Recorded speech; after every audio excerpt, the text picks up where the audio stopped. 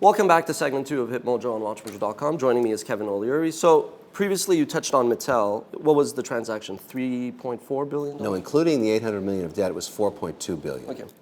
So $4.2 billion. Now the CEO, I remember I was in high school at the time. I wasn't even in business school, but Jill Barat was on. Oh no, I was actually in university college. So she was superstar, like the Carly Fiorina of that era, like the female high profile CEO of Mattel. First of all, what was your dynamics and your relationship with her? Like, did you get along from day one, or was it friction and?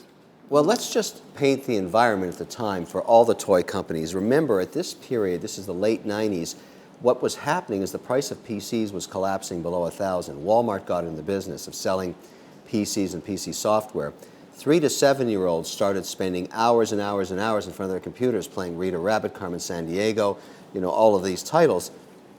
The toy companies looked at this and said, my goodness, we're losing mind share from this very important demographic of our customers. Instead of playing with our dolls and with our G.I. Joes, if in the case of Hasbro, they're playing with the learning company's software. So both companies were interested in jumping in the digital age. And in addition, something else had occurred. We had a title, and my whole strategy in the software business was to take engines of development. So you had an engine of development, and then just add characters on, which was very inexpensive to do. We licensed an American Girl, which was a type of doll, very popular doll that Mattel owned. And we took a title that sold 30,000 units a year called Opening Night, and we put the American Girl character into it and sold 1 million units. And Mattel saw that and went, wow. What could you do for our portfolio? What could we do for our portfolio? That was the thesis of the deal. So, what happened was they hired bankers, they approached our shareholders, and a negotiation began. At the same time, unbeknownst to us, and later found out by the whole market, Barbie sales were collapsing. The specialty high-end Barbies, the Vera Wang Barbies, they weren't selling anymore because they were very expensive. And frankly, mothers and fathers were buying a lot of digital content at that time. So Mattel decided to make a move in a quarter when they were going to miss their numbers, as we found out after the quarter came out, buy the learning company. And the thesis was that we would take, just like we did with the American Girl, across a whole portfolio of titles. Let me give you an example. We owned Mavis Beacon Teaches Typing, which is a very famous software title, teaches how to type. We were going to take the Barbie character, pull Mavis out of there, stick Barbie in, and sell a typing product to 7-year-old girls. Talked to Walmart about it and all the retailers. They said, love it. It's going to be a huge hit. We figured we could do that in about 90 days. So the deal closes. Our Fremont developers call down to Mattel, which is in LA, and say, send up the art. And all of a sudden, we run into a whole bunch of red tape. This is where the cultural clashes start. And I detail it in the book. When you have a fast, growing entrepreneurial environment like the learning company and stick it with a very slow-growing toy company, bad things can happen. And you lost your CFO, which everybody, my CFO was a deal guy. This guy, he was fast-paced, and he wanted to do deals and continue to grow. And the Mattel CFO said, I'm going to take over that role. Yeah. So he exited. Many people exited. I tried to stick around, and I actually ran Mattel.com for a while. At the end of the day, cultural clashes can be brutal. And I detail the whole experience. It really depressed me because I was taken out of the market for 3 years.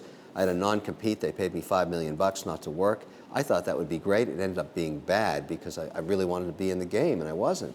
I learned a lot from that, and that's a mistake I won't make again. But that's the whole point of being an entrepreneur. You've got to fail sometimes. Yeah. So I actually got sued also for violating my non-competition from News Corp and went to court, and I won. You touch a lot about, you hint at the theme of the lawsuit. It was a $5 billion lawsuit. $5.2 billion They basically were accusing you of, I guess, everything fraud, under everything. the sun. Okay. You say now you're not afraid. What do you think of lawyers? Look, if you think about the pecking order of single-cell amoeba at the bottom of the ocean, lawyers are just underneath that. Some of them have come up to the surface and breathe air. That's okay. But look, these are contingency lawyers. I use them today too. Litigation is a tool in business, and I understand it. But you can't scare me with litigation anymore. I've been to hell and back with the Mattel litigation. All these allegations proved to be false at the end of the day, and we settled like most litigation does settle. But I went through a 5-year process of that. Now, if people threaten to litigate me, I say, bring it on. Because I actually work with dozens of lawyers in all kinds of complaints. It's a tool in business. Yeah. Okay, so playing devil's advocate, you say you have a great line that says if someone wants to buy your company, sell because their optimism is greater than yours. Usually it is. Usually, okay, so there is some gray line with you there. Okay, usually it is. But I just want to play devil's advocate. Well, first of all, isn't that a lot like the buy on rumor, sell on news adage that you hear? You know, it really depends because generally speaking, and I found this to be consistent across my career, when people come knocking on the door, either they're very optimistic or the environment is deal-oriented. But you have to ask yourself as an entrepreneur, you know, I love starting companies. I've probably got 20 deals on the go right now, knowing that maybe 2 of them might work. I enjoy the process of it. I like to think I can add value. So if somebody wants to buy me, I'll sell it. And then I'll take that capital and redeploy it. That is what you're supposed to do as an entrepreneur because you're creating jobs for the ones you've just given up on the company you sold. That's your job in society. Now, you mentioned that at the end of the day, one of the lessons you got from the Mattel exercise, let's call it experience, was that it's up to the buyer to make an acquisition work. Is that, playing devil's advocate, not like easy? I mean, when I sold my last company, well, it was my responsibility to make it work because I was the smaller guy. They had a much bigger business. Isn't that like one of the problems with society now, that when there's a deal, the guy sort of says, well, I got my money, I could care less, it's your problem? Look, I did over 30 transactions when we were building up the learning company. We were acquiring all of our competitors, some very complex ones, some very simple ones. We did hostile transactions. It's always the buyer's responsibility to prove the synergies and the value to the shareholder. Because remember, I was going to the market raising billions of dollars and saying, give me this money because I'm going to buy companies and they're going to be accretive transactions. In other words, I'm going to buy them at a price in a way that I can make more money buying the company. So my strategy was to buy a software developer that had a successful title, fire all the salespeople, cut all the overhead, just keep the core developers, and put that into my distribution system. You know, I probably fired thousands and thousands of people, but it was okay because it was a growing environment. Obviously, that sector was growing, consumer software. They'd get rehired. I'd help them get rehired. And then I'd buy a company 3 months later, find the same guy and fire him again. It would be over and over and over again because consolidation works that way. But at the end of the day, if you're the buyer, it's your responsibility to make money. I don't worry about the guy I just bought it from. He's cashed out. Okay. Now, I want to know, I have no problem admitting this. I am extremely driven to prove people wrong. I'd be lying if I said that wasn't true. Like, yes, I do it for myself and do it for my team and all that, but I like to prove people wrong because everybody always doubts me.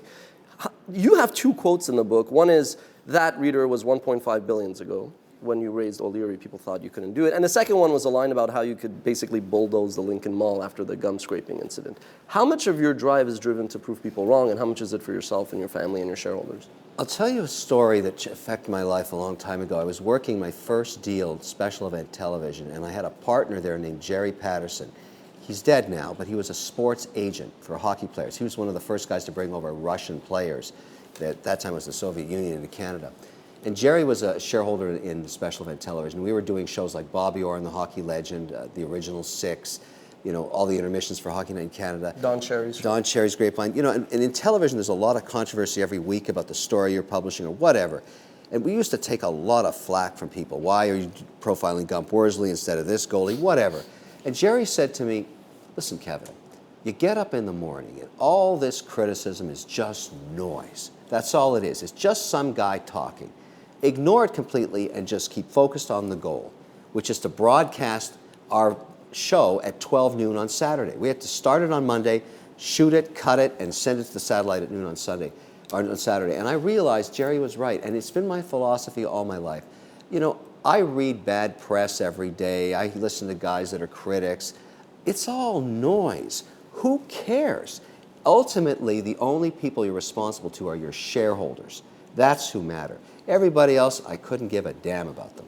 That's actually one of the surprises I had. I mean, I'm too busy running a company, so I'll be honest, even though the shows, Shark Tank and Dragon's Den, are in my demo, I actually rarely watch them. Obviously, I knew about them. So I was like, I wonder how, you know, Kevin got into TV, but you actually have a history in media and TV. So you talked about special event television.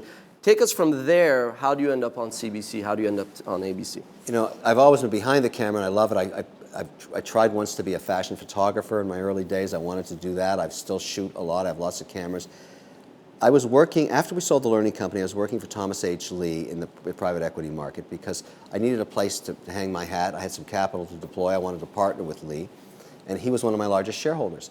So he comes to my office one day and says, hey, Kevin, they're licensing up in Canada digital formats. In other words, the movie channel, the gay channel, the food channel, the dog channel, all that stuff. He said, look, why don't you go up there and bid for all of them, and then we'll parcel them up and sell them afterwards.